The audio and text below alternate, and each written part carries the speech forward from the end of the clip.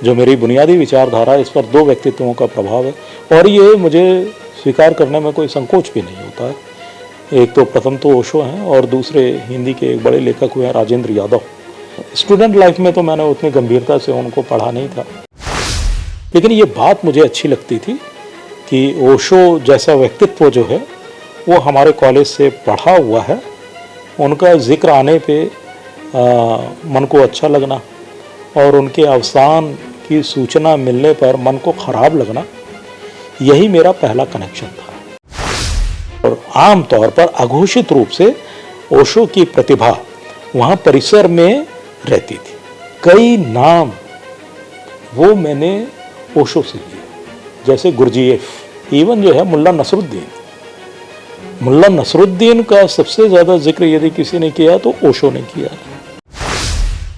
अंडमान जा रहा था फ़ौज को लेकर के और वो 2 नाइट मुझे शिप में ही रहने थे, तो वो मैंने एक ओशो की किताब थी वो उठा ली थी। हमारे चैनल को सब्सक्राइब करें और बेल आइकन ज़रूर दबाएं।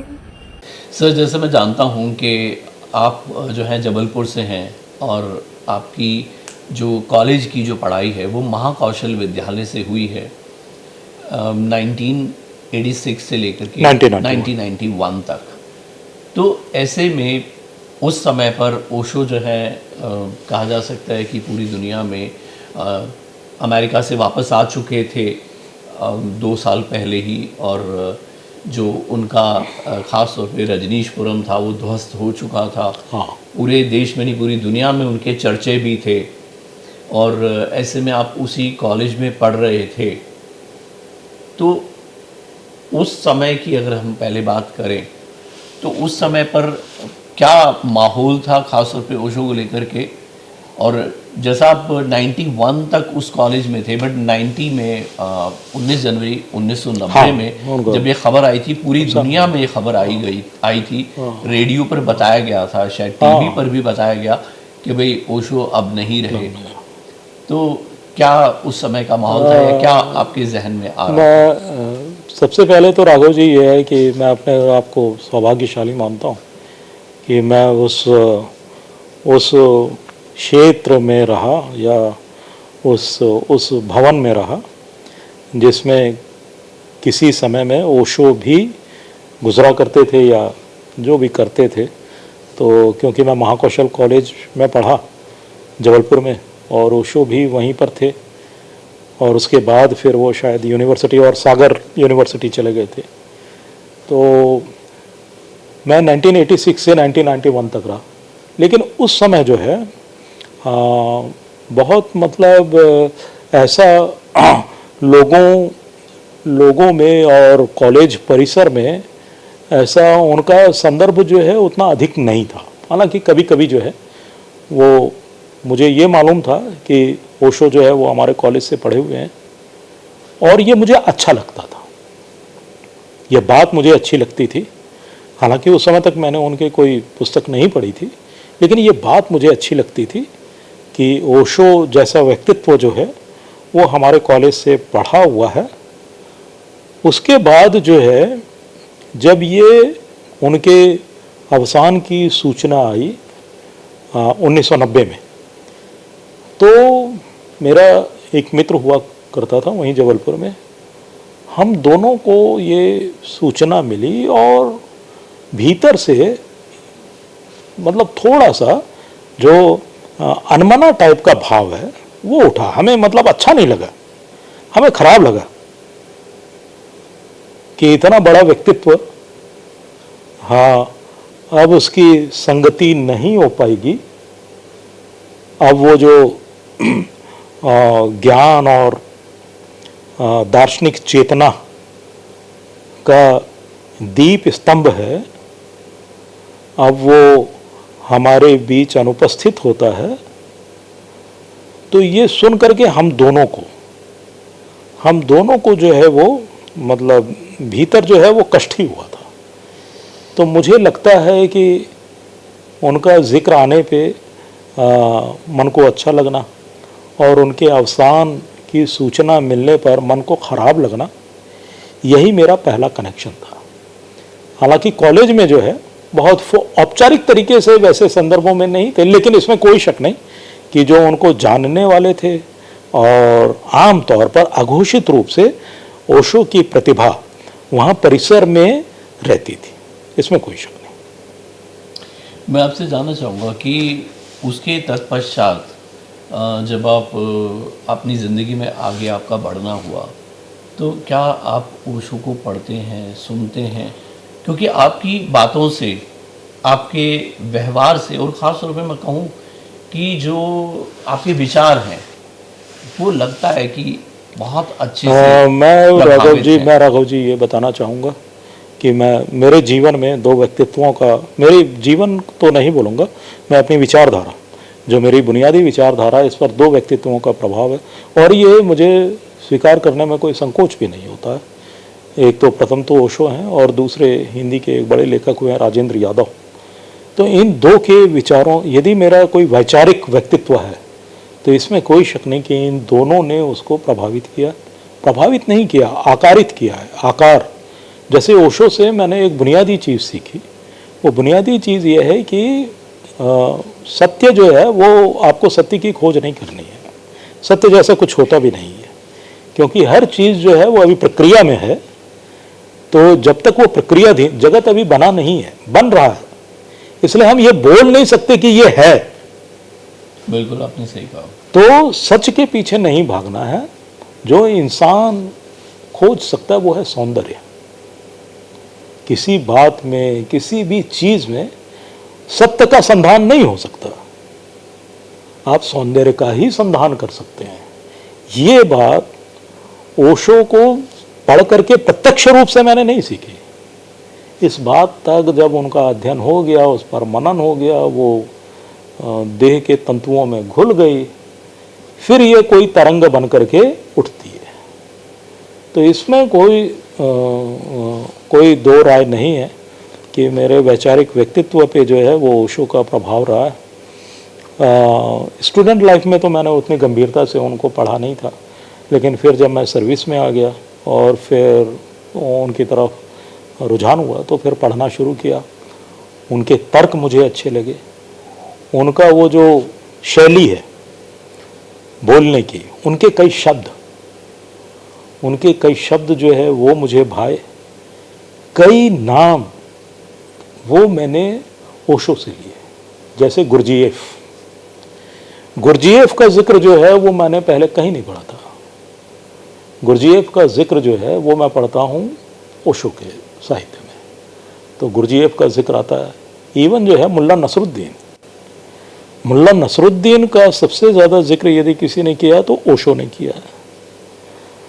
तो फिर धीमे धीमे उनको पढ़ा जाता है, उनके तर्क, उनके तर्क नहीं, उनकी तर्कणा, उनकी बात नहीं, उनकी वैचारिकता वो ग्रहण की जाती है, उनकी दिशा तो वो भीतर उतरती है। और मैंने कई यात्राएं जो हैं उनकी किताबें पढ़ते हुए की। एक ज़माने में मैं अंडमान जा रहा था फ़ौज को लेकर के, और वो 2 नाइट मुझे शिप में ही रहने थे, तो वो मैंने एक ओशो की किताब थी वो उठा ली थी। तो अभी यदि उस यात्रा को याद करता हूँ तो ओशो की बातें जो हैं वो याद आती हैं, उन बातों का सौंदर्य याद आता है। तो यदि मेरे में कुछ बचा कुचा सौंदर्य है तो उसमें ओशो का भी हाथ है। एक बात मुझे समझ में आती है कि जैसे अगर हम ओशो को पढ़ते और सुनते हैं, तो अगर सुनने की ज़्यादा बात करें तो सुनते हुए में हमें बहुत जगहों पे ओशो ज़्यादातर एग्जाम्पल दे करके हमेशा बात करते हैं। और जैसे अभी आपने जिक्र किया मुल्ला नसरुद्दीन, ऐसे कई सारे कैरेक्टर्स को लेकर के उन्होंने हमेशा जोक जो हैं कहे हैं, जोक्स कहे हैं। और इसमें मुझे ऐसा लगता है कि जो है एक प्रवचन जैसा कहने के बाद में लोगों को हल्का फुल्का महसूस कराने के लिए, गुदगुदाने के लिए उनको जो है ये सुनाया जाता था। सर, मैं जैसे अभी यहाँ पर बातचीत हो रही है, आपके जीवन को लेकर के भी, ओशो की किताबों को, उनकी विचारधारा को लेकर के भी। तो मैं आपसे जानना चाहूँगा कि जिस तरह से अगर देखा जाए एक फ़ौज का जो डिसिप्लिन की जो ज़िंदगी है, उसमें किस प्रकार से आपके जीवन में ओशो के विचारों ने सरलता प्रदान की है, या क्या चैलेंजेस आपको लगता है कि ओशो के होने की वजह से या सुनने की वजह से आपकी विचारधारा में वो परिवर्तन आया? मैं इसको इस रूप में रखूँगा कि यदि कोई सतही तौर पर देखे तो उसको तो विरोधाभास लगेगा कि ये जीवन अलग है और ओशो का साहित्य जो है वो अलग है, जब कोई ऐसे देखे तो। लेकिन जो है जब गहरे देखेंगे तो फिर हमें इनके कनेक्शंस जो है वो जा कर के मिलते हैं। क्योंकि जो फौजी जीवन है तो ये बहुत अनुशासन में होता है, पाबंदियों में होता है, जबकि ओशो जो है, ओशो की मूल चेतना ही स्वतंत्र होने की है, मुक्त होने की है, इंसान की अभिलाषाओं और उनको निर्द्वंद्व भाव से जीना। ओशो की मूल चेतना ही है कि आप एक होकर के निर्द्वंद्व भाव से आपके उठती हुई तरंगों को आप जिएं। लेकिन फौज में अनुशासन है, पाबंदियां हैं, बाकी चीज़ें हैं, लेकिन ये बहुत गहरे अंदर जुड़े हुए हैं। वो जुड़े हुए ऐसे हैं कि ओशो की मूल चेतना ये है कि आप अपनी इच्छाओं को जिएं, आप अपना जो भी है वो मुक्त भाव से करें, लेकिन वो मुक्तता जो है वो दूसरों में भी स्प्रेड होनी चाहिए। आप उसको सीमित नहीं कर सकते, आप उसको अपने तक नहीं रख सकते। आप अपनी मुक्तता में दूसरों को भी हिस्सा बनाएंगे, आप अपने आनंद में दूसरों को भी हिस्सा बनाएंगे। ओशो चाहते तो उनको जो संबोधि प्राप्त हुई थी अपने तक रख लेते, उन्होंने अपने तक नहीं रखा, उस संबोधि का प्रसार किया। तो मेरे भीतर जो भी अच्छाइयाँ हैं, ओशो मुझे इस बात के लिए दिशा देते हैं कि यदि आपके भीतर कोई अच्छाई इकट्ठा हो गई है और वो आप अपने तक सीमित रख रहे हैं तो फिर वो अच्छाई नहीं है। अच्छाई का बुनियादी अर्थ है कि वो प्रसारित होगी, वो उसका गुण जो है ब्रह्मांडीय गुण है, वो जैसे ही प्रस्फुटित होगी वो फैलने लगेगी, वो ब्रह्मांडीय गुण है। अच्छाई भी जैसे ही उत्पन्न होगी वो फैलना चाहिए। यदि वो फैलेगी तो फिर वो अच्छाई है, यदि वो आप तक सीमित रह जा रही है तो वो आपका हित है। तो ये बातें बहुत गहरे हम लोगों के लिए, हमारे जैसे प्रोफेशन में हैं उन लोगों के लिए बहुत काम की होती है। हम इन बातों से हमारी बुनियादी सोच वो बनती है जिसके चलते हम अपने लोगों के साथ, हम अपने जवानों के साथ, हम उन लोगों के साथ जिनके साथ कंधे से कंधा मिला करके काम करते हैं। तो मुझे लगता है कि इन बातों से कंधे ज़्यादा अच्छे तरीके से मिलाए जाते हैं। बहुत खूबसूरत। उन कंधों के बीच में कोई गैप नहीं रह जाता। बहुत गहरे मुझे ओशो की बातें इन चीज़ों के लिए प्रेरित करती हैं।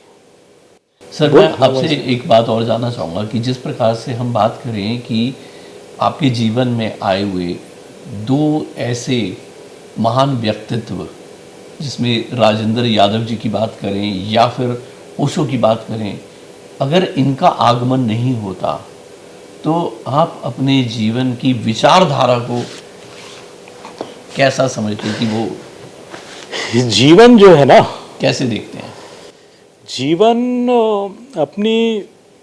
जीवन आने से पहले उसका प्रबंध हो चुका होता है। मैं कभी कभी ऐसा मानता हूँ, हमेशा ऐसा मानता हूँ, मैं ऐसा बोल नहीं सकता, लेकिन मैं कभी कभी ऐसा मानता हूँ कि जीवन जो है मतलब संयोगिक नहीं है, रैंडम नहीं है। कुछ चीज़ें जो हैं वो रैंडम हो सकती हैं, लेकिन 100% ये रैंडम नहीं है। यदि आपके जीवन में ओशो आ रहे हैं तो 100% रैंडम नहीं होंगी चीज़ें, कुछ ना कुछ जो है वो चीज़ें जो है वो पूर्व निर्धारित या निर्धारित भी हो सकती हैं। तो यदि ओशो या राजेंद्र यादव नहीं होते तो जो मेरा खालीपन है ना वो कोई और ज्ञान पुंज जो है वो रच लेता। जो आरंभ है वह है खालीपन, आपकी जिज्ञासा, आपकी रिक्तता, क्योंकि उत्पत्ति वहां से होनी है। इस बार वो उस उत्पत्ति में ओशो और राजेंद्र यादव थे। मेरी रिक्तता से जो उत्पत्ति हुई उसमें ओशो और राजेंद्र यादव थे। यदि ओशो और राजेंद्र यादव नहीं होते तो वो रिक्तता कोई और उत्पत्ति करती। जो आधार है वो है कि आपके भीतर वो रिक्तता होनी चाहिए, वो कुछ ना कुछ करके रहेगी। हमारे चैनल को सब्सक्राइब करें और बेल आइकन जरूर दबाएं।